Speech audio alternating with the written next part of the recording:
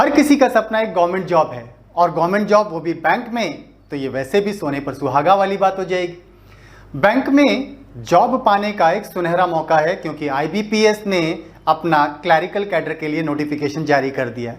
That means online registration से start हो चुके हैं, जिसकी लास्ट डेट 21 जुलाई है, और 21 जुलाई तक ही आप अपने फॉर्म के साथ साथ अपनी फीस भी सबमिट कर सकते हैं। एग्ज़ाम का जो टेंटेटिव डेट है वो मे बी सितंबर टू अक्टूबर होगा। अक्टूबर में इसका प्री का रिजल्ट आ जाएगा, और उस रिजल्ट के बाद मेंस की प्रोसेस स्टार्ट हो जाएगी। मेंस एग्जाम भी अक्टूबर या नवंबर में ड्यू है, जिसके बाद 2023 अप्रैल तक इसकी फाइनल प्रोसेस होकर के ज्वाइनिंग्स स्टार्ट हो जाएंगी। दैट मीन्स अप्रैल के बाद ज्वाइनिंग स्टार्ट हो जाएंगे। That means with in a year आपको बैंक में क्लरिकल कैडर में जॉब मिल सकता है। अब बैंक में अगर आपको जॉब चाहिए फॉर अ क्लरिकल कैडर, तो फिर एक एग्जाम फाइट करना पड़ेगा, जो कॉमन एंट्रेंस एग्जाम है, कॉमन एंट्रेंस प्रोसेस के थ्रू। ठीक है, तो ऐसे केस में उस एग्जाम की प्रिपरेशन हम अपने कोचिंग में स्टार्ट कर रहे हैं, जिसके लिए बैचेस स्टार्ट हो चुके हैं। अगर आप भी अपना सिलेक्शन पक्का करवाना चाहते हैं तो प्लीज़ हमारे बैचेस को ज्वाइन कीजिए। और आज हम आईबीपीएस के इस प्री एग्जाम के लिए जो स्पेसिफिक रिक्वायरमेंट्स हैं उसके बारे में डिस्कस करने जा रहे हैं। आईबीपीएस के क्लर्क एग्जाम के लिए जो प्री एग्जाम होना है, उस प्री एग्जाम में एक्चुअली 3 सब्जेक्ट्स आने हैं, इंग्लिश, रीजनिंग एंड मैथ्स। इन तीनों ही सब्जेक्ट्स के लिए जो क्वेश्चंस डिसाइडेड हैं, इंग्लिश के लिए 30, रीजनिंग के लिए 35 एंड मैथ्स के लिए 35। दैट मीन्स ओवरऑल 100 क्वेश्चंस होंगे। और इनके लिए जो मार्क्स डिसाइडेड हैं वो है इंग्लिश के 30 क्वेश्चंस 30 मार्क्स के होंगे, रीजनिंग के 35 क्वेश्चन 35 मार्क्स के होंगे, और मैथ्स के 35 क्वेश्चंस के लिए भी 35 मार्क्स ही डिसाइडेड है। ईच ऑफ सेक्शन को अलग अलग क्वालिफाई करना कंपल्सरी है। दैट्स द फाउंडेशन कि आपको हर एक सब्जेक्ट को अलग अलग क्वालिफाई करना होगा, और इनके लिए टाइमिंग भी फिक्स्ड है। इंग्लिश के लिए 20 मिनट्स, रीजनिंग के लिए 20 मिनट्स एंड मैथ्स के लिए 20 minutes. That means overall 60 minutes की तरह से इसे काउंट नहीं किया जाएगा, क्योंकि जैसे ही आप इंग्लिश के सेक्शन के 20 मिनट्स कंप्लीट करेंगे, system automatically second subject reasoning पर स्विच कर जाएगा। इसलिए आपको इंग्लिश में दोबारा आने के लिए मौका नहीं मिलेगा। फिर जैसे ही रीजनिंग के 20 मिनट्स ओवर होंगे, आपका सिस्टम ऑटोमेटिकली मैथ सब्जेक्ट पर स्विच कर जाएगा। दैट मीन्स उसके लिए आपको 20 मिनट्स मिलेंगे, और 60 मिनट्स ओवर होते ही आपका सिस्टम स्विच ऑफ हो जाएगा। दैट मीन्स अब आप क्वेश्चन अटैम्प्ट नहीं कर पाएंगे। इसलिए जरूरी है कि आपको अलग अलग सेक्शंस को अलग अलग क्वालिफाई करना ही होगा। That's the compulsory. Okay, now in तीनों सब्जेक्ट्स में से बात करते हैं मैथ्स की। मैथ्स के सिलेबस की अगर हम बात करें तो मैथ्स के 35 क्वेश्चंस प्री के लिए एंड मेंस के 50 क्वेश्चंस दोनों के लिए सेम टाइप का सिलेबस है। ओके, सिलेबस सेम है, सिलेबस में कोई डिफरेंस नहीं है। प्री एग्जाम के क्वेश्चंस का स्टैंडर्ड थोड़ा सा कंपेयरिंग टू मेन एग्जाम्स लो होता है। मेंस एग्जाम में उन्हीं क्वेश्चंस का स्टैंडर्ड थोड़ा सा हाई रखा जाता है।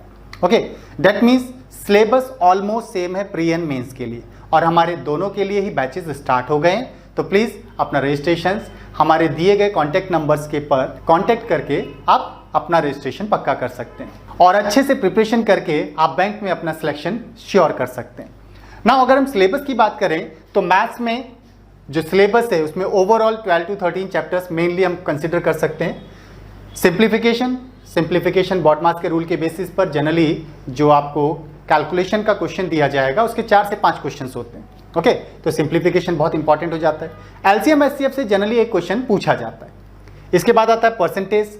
तो परसेंटेज भी हमारे लिए इंपॉर्टेंट है, क्योंकि ऑलमोस्ट हर एक चैप्टर के अंदर परसेंटेज के कॉन्सेप्ट को यूटिलाइज किया जाता है, और परसेंटेज से भी एक क्वेश्चन बनता है। प्रॉफिट एंड लॉस, यहाँ से भी हमारा एक क्वेश्चन बनता है। रेशियो एंड प्रोपोर्शन भी इंपॉर्टेंट है, यहाँ से भी 1-2 क्वेश्चन बनते हैं, और इसको भी डिफरेंट चैप्टर्स में यूटिलाइज किया जाता है, इसलिए ये भी इंपॉर्टेंट है। तो रेशियो एंड प्रोपोर्शन के साथ ही एलिगेशन का कॉन्सेप्ट भी आता है, वो इसी में इंक्लूडेड कंसीडर कर सकते हैं। नेक्स्ट आता है एवरेज। एवरेज भी एक बहुत इंपॉर्टेंट चैप्टर है, इसको अभी हम डिस्कस करेंगे कि ये चैप्टर इतने इंपॉर्टेंट क्यों है। इसके अलावा simple interest, compound interest, time and work. Time and work के अंदर पाइपिंग सिस्टम का कॉन्सेप्ट भी आता है, वर्क एंड वेजेस भी आता है, तो वो सब इसी के अंदर आएगा। टाइम एंड वर्क भी इंपॉर्टेंट चैप्टर है, यहाँ से भी क्वेश्चन पूछे जाते हैं। स्पीड, डिस्टेंस एंड टाइम, इसमें train based questions, boat and stream based questions, general questions, okay, सभी टाइप के questions speed, distance and time के बनते हैं। यहाँ से भी इंपॉर्टेंट चैप्टर है, क्वेश्चन पूछा जाता है। पार्टनरशिप, ऑलमोस्ट कभी कभी इसका एक क्वेश्चन पूछा जाता है, कभी नहीं पूछा जाता है। ओके, लेकिन अगर पूछा जाए तो इंपॉर्टेंट चैप्टर नहीं कंसिडर कर सकते, लेकिन ईजी चैप्टर है, बहुत ईजिली आप इसको सॉल्व कर सकते हैं। परम्यूटेशन, कॉम्बिनेशन, प्रोबेबिलिटी, आजकल इस सेक्शन से एक बंच बनाकर क्वेश्चन पूछा जा रहा है। दैट मीन्स 2-3 क्वेश्चन ऑलमोस्ट यहाँ से बनते हैं हमारे परम्यूटेशन, कॉम्बिनेशन एंड प्रोबेबिलिटी से। अब परम्यूटेशन टॉपिक की अगर हम बात करें तो परम्यूटेशन का मैथ्स में क्वेश्चन ना पूछ के रीजनिंग में क्वेश्चन पूछ लेता है। ओके, इसलिए परम्यूटेशन रीजनिंग के पॉइंट ऑफ व्यू से इंपॉर्टेंट है। कॉम्बिनेशन एंड प्रोबेबिलिटी ये दोनों हमारे मैथ्स के टॉपिक हैं, लेकिन परम्यूटेशन के बगैर आप प्रोबेबिलिटी के क्वेश्चंस को भी नहीं सॉल्व कर पाएंगे, तो इसलिए वहाँ का कॉन्सेप्ट आपको क्लियर होना चाहिए, तभी आप प्रोबेबिलिटी सॉल्व कर सकते हैं। प्रोबेबिलिटी से ही 2-3 क्वेश्चंस जनरली हमारे एग्जाम में पूछे जाते हैं। फिर आता है graph. Graph means DI, data interpretation. Okay, तो डेटा इंटरप्रिटेशन की अगर हम बात करें तो ग्राफ में जनरली 4 टाइप के क्वेश्चंस बनते हैं। DI में लाइन ग्राफ होता है, बार ग्राफ होता है, पाई चार्ट होता है, टैबुलर डेटा होता है। ओके, इन 4 तरह के क्वेश्चंस बनते हैं DI से, और DI का 1 से 2 क्वेश्चंस हमारे डेफिनेटली बनते हैं। दैट मीन्स 1 ग्राफ या 2 ग्राफ, और 1 ग्राफ पर 4 से 5 क्वेश्चंस होते हैं, इसलिए DI हमारे लिए इंपॉर्टेंट हो जाता है। सबसे इंपॉर्टेंट पार्ट हमारा DI है।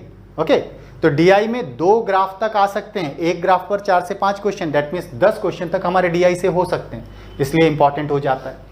और हमने कहा था कि DI के अंदर ही कुछ इंपॉर्टेंट टॉपिक जो पीछे डिस्कस किए थे वो यूज हो रहे हैं। बॉडमास का कॉन्सेप्ट तो यूज होना ही होना है। दैट मीन्स कैलकुलेशन पार्ट जहां भी आएगा, सिंप्लीफिकेशन का पार्ट जहां भी आएगा, वो बॉडमास यूज होता है।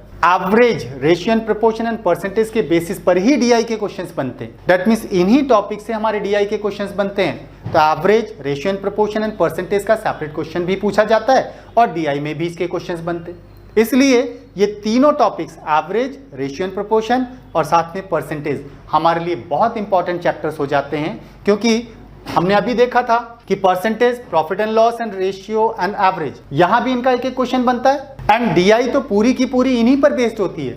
या तो एवरेज के रिगार्डिंग क्वेश्चन पूछा जाएगा, या रेशियो एंड प्रोपोर्शन के रिगार्डिंग क्वेश्चन पूछा जाएगा, या फिर परसेंटेज पूछा जाता है। तो वही सारे के सारे चैप्टर्स हमारे DI में यूज होने, इसलिए average, ratio and percentage double utilize होता है। इनका चैप्टर वाइज क्वेश्चन भी पूछा जाता है, और DI तो पूरा का पूरा इन्हीं चैप्टर पर बेस्ड है। ये था हमारा मैथ्स का सिलेबस, जिसको हम 3 महीने में कवर करने जा रहे हैं। हमारे पास जुलाई, अगस्त एंड सितंबर का ड्यूरेशन है। अक्टूबर में हमारा मेन एग्जाम होने वाला है। ओके, तो दैट मीन्स इन 3 ड्यूरेशन में हमें अपना सिलेबस कंप्लीट करना है, इसलिए जल्दी से जल्दी अपना हमारे कोचिंग में रजिस्ट्रेशन करवाइए, ताकि आपका भी सिलेबस कुछ छूट ना जाए और प्रिपरेशन प्रॉपर हो सके। हमारे यहाँ बहुत ही एक्सपीरियंस फैकल्टीज़ हैं जो आपके सिलेबस को बिल्कुल point two point crystal clear करते हुए आपको समझाएंगे। इसलिए अगर आपको किसी भी तरह का डाउट हो या कोई क्वेरी हो आपकी कोचिंग के रिगार्डिंग, तो आप हमारे स्क्रीन पर फ्लैश होने वाले नंबर्स पर कांटेक्ट करके डिटेल्स भी ले सकते हैं, या फिर अपने डाउट्स को भी क्लियर करवा सकते हैं। साथ ही आप हमारे वेबसाइट पर भी हमारे डिफरेंट क्लासेस के रिगार्डिंग डिटेल्स देख सकते हैं। और अगर IBPS का फॉर्म अभी तक आपने नहीं भरा है तो प्लीज़ उसे जल्दी से जल्दी भरिए, क्योंकि लास्ट टाइम पर एक्चुअली सिग्नल जैम्स हो जाते हैं, रश ज़्यादा हो जाता है, जिससे फॉर्म भरना बहुत मुश्किल हो जाता है। इसलिए IBPS की ऑफिशियल साइट पर विजिट करके या फिर हमारी वेबसाइट पर भी ऑफिशियल डिटेल्स को देख करके आप फॉर्म फिलअप कर सकते हैं। आज हमने IBPS के क्लर्क एग्जाम के लिए जो मैथ्स का सिलेबस है उसको डिस्कस किया। हम पूरे सिलेबस को ऑनलाइन भी पढ़ाने जा रहे हैं, इसलिए आप हमारे साथ कंटिन्यूसली बने रहिए। आपको each and every concept online भी फ्री ऑफ कॉस्ट अवेलेबल होगा। सो प्लीज़ हमारे साथ कंटिन्यूसली बने रहिए। और अगर आपको हमारे बढ़ाए गए कॉन्सेप्ट्स क्लियर होते हैं तो प्लीज़ हमारे चैनल को सब्सक्राइब, लाइक एंड शेयर जरूर कीजिएगा। आज के लिए इतना ही रखते हैं। नेक्स्ट वीडियो लेक्चर में हम मैथ्स के डिफरेंट कॉन्सेप्ट्स के साथ, डिफरेंट चैप्टर के साथ आपके सामने फिर रिप्रेजेंट होंगे। तब तक आप अपनी कंटिन्यूसली प्रैक्टिस करते रहिए और साथ में फॉर्म जरूर भर लीजिएगा। Thank you.